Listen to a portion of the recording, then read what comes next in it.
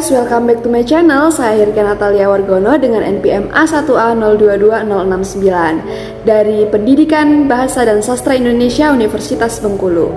Jadi di video kali ini kita bakalan membahas tentang manajemen pendidik dan manajemen peserta didik. Oke, yang pertama jadi kita bakalan membahas tentang manajemen pendidik. Di sini ada yang udah tahu belum tentang manajemen pendidik? Yuk langsung aja kita bahas. Yang pertama itu kita harus mengetahui terlebih dahulu apa itu pendidik. Pendidik adalah tenaga kependidikan yang berkualifikasi sebagai guru, dosen, konselor, pawang belajar, instruktur, fasilitator, atau sebutan lain sesuai dengan kekhususannya, serta berpartisipasi dalam penyelenggaraan kependidikan yang terdapat di dalam Undang-Undang Nomor 20 pada tahun 2003. Nah guys, itu tadi adalah pengertian dari pendidik. Jadi dapat disimpulkan bahwa manajemen pendidik merupakan suatu kegiatan merencanakan, mengelola, mengorganisasikan, mengkomunikasikan sumber daya pendidikan agar dapat berjalan dan melaksanakan tugas dan tanggung jawabnya secara efektif dan efisien. Maksud tercapainya tujuan pembelajaran atau tujuan pendidikan sebagaimana yang telah diharapkan. Selanjutnya adalah tugas, kewajiban, dan hak seorang pendidik. Menurut Supardi pada tahun 2003, tugas guru itu adalah sebagai profesi. Di dalam tugas ini menuntut kepada guru yang mengembangkan potensi profesionalisme diri sesuai dengan perkembangan ilmu pengetahuan dan teknologi. Yang pertama yaitu sebagai profesi, yaitu tugasnya mendidik, mengajar, melatih anak didiknya. Kemudian ada juga meneruskan mengembangkan nilai-nilai hidup kepada anak didiknya. Kemudian sebagai pengajar, meneruskan dan mengembangkan ilmu pengetahuan dan teknologi kepada anak didiknya. Kemudian sebagai pelatih, mengembangkan keterampilan dan menerapkannya dalam kehidupan demi masa depan anak didiknya. Wah, banyak sekali ya tugas seorang pendidik itu. Selanjutnya yaitu yang kedua adalah tugas guru di bidang kemanusiaan. Dalam bidang ini, guru itu sebagai orang tua kedua di sekolah. Guru harus dapat memotivasi siswanya untuk secara aktif melakukan kegiatan belajar di kelas maupun di luar kelas, serta secara mandiri di rumah.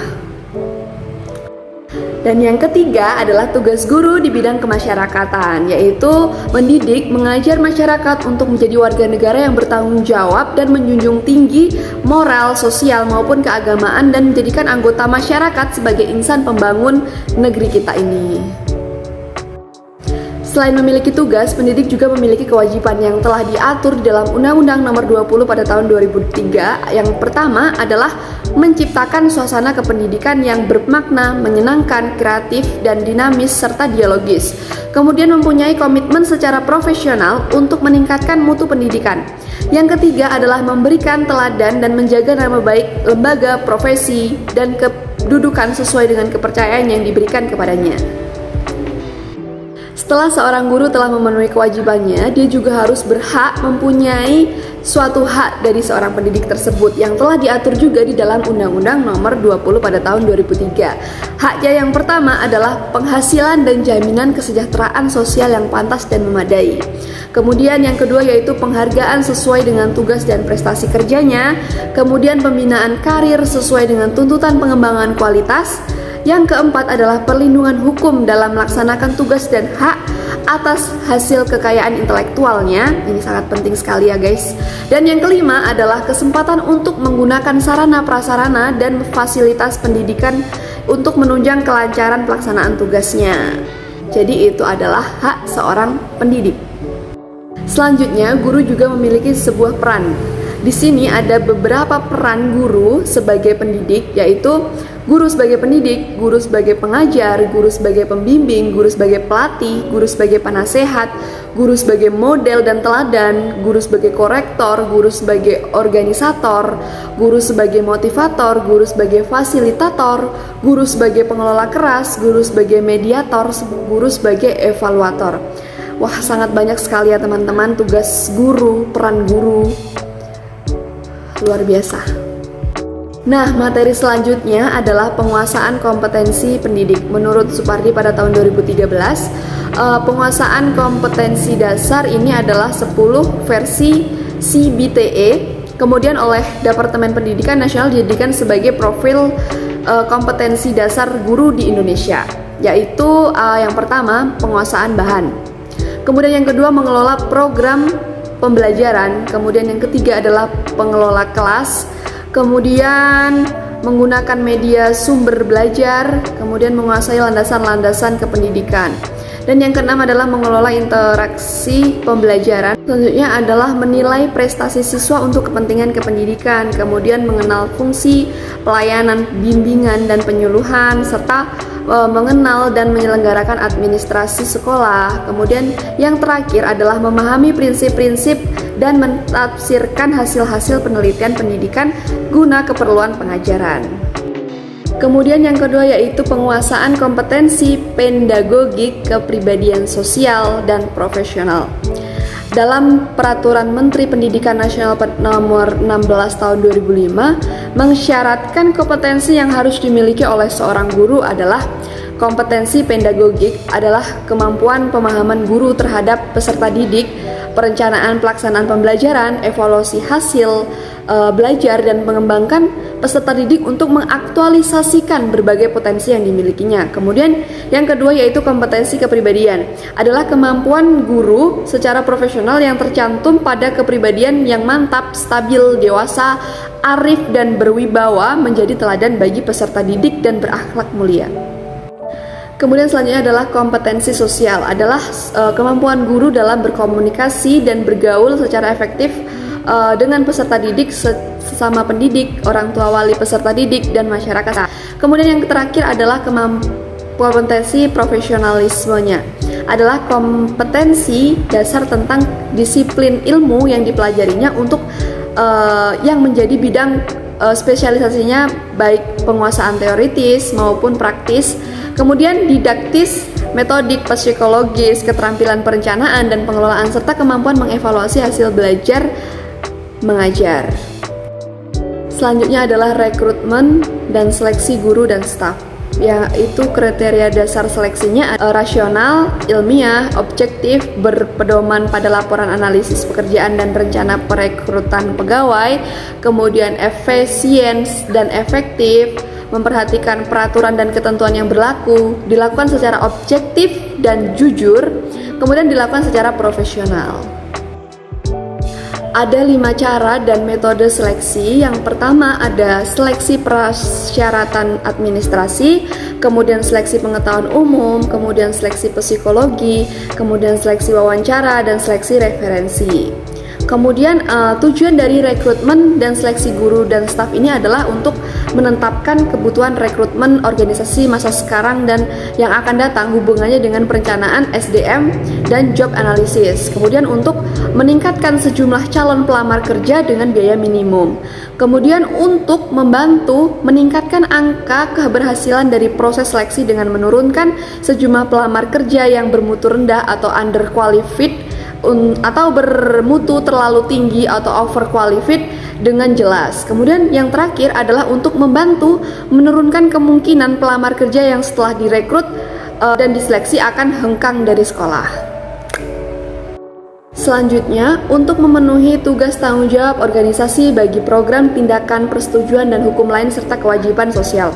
Kemudian untuk mengawali identifikasi dan menyiapkan pelamar kerja potensial yang akan menjadi calon pegawai yang sesuai.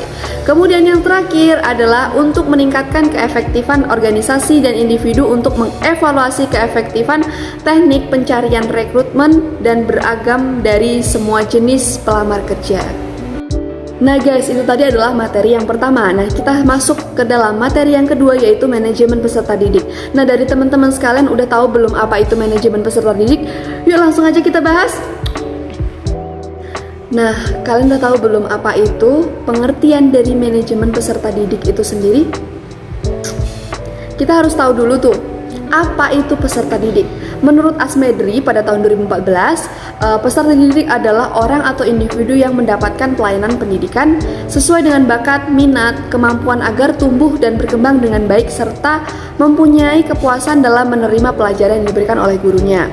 Jadi dapat disimpulkan bahwa manajemen peserta didik adalah suatu penataan, pengaturan segala aktivitas yang berkaitan dengan peserta didik, yaitu untuk mulai dari masuknya peserta didik sampai dengan keluarnya peserta didik tersebut dari suatu madrasah atau sekolah. Kemudian langkah-langkah perencanaan peserta didik. Yang pertama adalah forecasting, yaitu membuat perkiraan dengan antisipasi ke depannya. Kemudian objektif, yaitu perumusan tujuan. Kemudian ada policy, yaitu mengidentifikasi berbagai macam jenis kegiatan untuk mencapai tujuan tersebut. Kemudian ada programming, yaitu seleksi atas kegiatan-kegiatan yang dirumuskan pada langkah polisi. Kemudian adalah prosedur, yaitu merumuskan langkah-langkah secara berurutan. Kemudian schedule adalah penjadwalan kegiatan yang sudah diprioritaskan pada langkah-langkah programming. Kemudian yang terakhir adalah budgeting, yaitu anggaran atau pembiayaan kegiatan, mengalokasikan anggaran dan penentuan sumber anggarannya. Ada beberapa kebijakan penerimaan peserta didik yang harus kita terapkan dalam menyeleksi peserta didik tersebut. Yang pertama adalah daya tampung kelas baru. Kita harus memenuhi dengan harus kita sesuaikan dengan kelas-kelas yang dibutuhkan. Kemudian kriteria mengenai siswa yang dapat diterima, ya harus sesuai dengan umurnya dan lain sebagainya. Kemudian ada anggaran yang tersedia, kemudian sarana dan prasarana yang ada harus dan sesuai dengan peserta didik yang ada. Kemudian tenaga kependidikan, jumlah peserta didik yang tinggal kelas dan lain sebagainya. Kemudian kebijakan penerimaan peserta didik ini dibuat berdasarkan petunjuk-petunjuk yang diberikan oleh Dinas Pendidikan Kabupaten atau Kota. Nah guys, di sini juga ada ada beberapa macam sistem dalam penerimaan peserta didik. Yang pertama adalah sistem promosi dan sistem seleksi. Nah, yang pertama itu adalah sistem promosi. Sistem promosi ini adalah penerimaan peserta didik yang baru sebelumnya tanpa melakukan seleksi. Mereka mendaftar di suatu sekolah, kemudian diterima begitu saja. Sistem yang dibikin ini biasanya berlaku untuk sekolah-sekolah yang pendaftarannya kurang dari jatah atau daya tampung yang telah ditentukan. Kemudian adalah sistem seleksi. Ini adalah sistem yang digolongkan menjadi 3 macam. Yang pertama adalah seleksi berdasarkan daftar nilai EPTA murni atau DNEM. Kemudian yang kedua ada berdasarkan penelusuran bakat, minat, dan kemampuan atau PMDK. Yang ketiga adalah seleksi berdasarkan tes masuk. Ini adalah melakukan tes tertulis ataupun langsung tes di sekolah tersebut. Kemudian ada kriteria penerimaan peserta didik baru. Ini ada 3 macam kriteria. Yang pertama adalah kriteria acuan patokan atau standar kriteria referensi.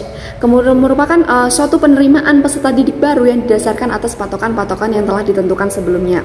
Kemudian yang kedua adalah kriteria acuan norma atau norm criterion reference, yaitu penerimaan peserta didik yang didasarkan atas keseluruhan prestasi peserta didik yang mengikuti seleksi. Kemudian yang ketiga adalah kriteria berdasarkan daya tampung sekolah tersebut. Selanjutnya adalah rekrutmen peserta didik. Ini ada beberapa prosedur perekrutan peserta didik menurut Asmedri pada tahun 2012.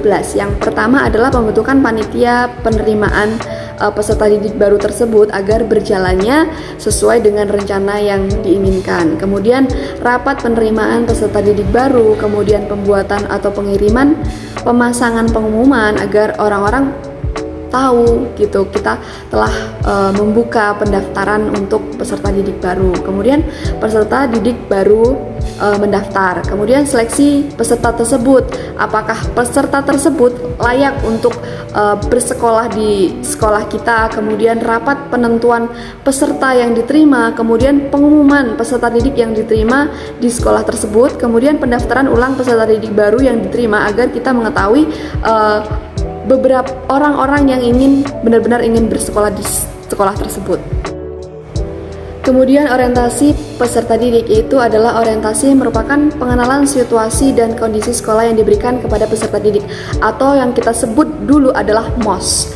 Yang pertama, tujuan dan fungsi tersebut adalah agar peserta didik dapat lebih mengenal lingkungan sekolah fisik maupun sosialnya. Kemudian peserta juga dapat mengerti dan menaati segala peraturan yang berlaku di sekolah, karena kita telah mengenalkan beberapa peraturan tata tertib dari sekolah tersebut. Adapun fungsi dari orientasi tersebut adalah bagi peserta didiknya tersebut adalah mengenal siapa lingkungan barunya sehingga dapat dijadikan pedoman dalam menentukan sikapnya. Kemudian bagi personalia sekolah tersebut dan tenaga kependidikannya, yaitu mengetahui siapa peserta didiknya sebagai titik tolak dalam memberikan layanan yang dibutuhkan. Kemudian bagi peserta didik yang senior, dia akan mengetahui lebih peserta didik penerusnya di sekolahnya. Oke guys, tidak terasa kita telah belajar hari ini materi yang sangat luar biasa. Terima kasih buat teman-teman yang udah nonton dari awal sampai akhir, dan jangan lupa like, comment, and subscribe video ini biar aku semakin semangat buat bikin video ini. Oke, sebelum aku tutup, aku punya kata-kata yang hal yang pedomani, yaitu adalah tidak ada yang bisa kembali untuk membuat awal yang baru, namun siapa saja bisa memulai dan membuat akhir yang baru. Saya Hilka Natalia Wargona pamit undur diri. See you the next video. Bye.